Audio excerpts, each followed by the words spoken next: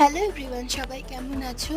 বেশ অনেক দিন পর আমাদের মামার বাড়ি জগদ্ধাত্রী পুজোর স্পেশাল ভ্লগ শেয়ার করতে চলেছি। প্রত্যেক বছর এই জগদ্ধাত্রী পুজো শুরু হয় ঘট ডোবানো দিয়ে।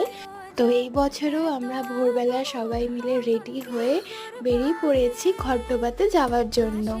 তো এখানে আমার সব মাসি, মামা, মামি, তারপর এখানে আমার মেসোমশাই সবাই মিলে এখন আমরা যাচ্ছি ঘট ডোবাতে। আর ঘট ডোবানোর জন্য আমরা চলে এসেছি আমাদের মামার বাড়ি একদম কাছের নদী শিলাবতী নদীতে, যেখানে দুদিন আগে বন্যা হয়েছিল। সেই ব্লগটাও তোমাদের সাথে আমি শেয়ার করেছিলাম।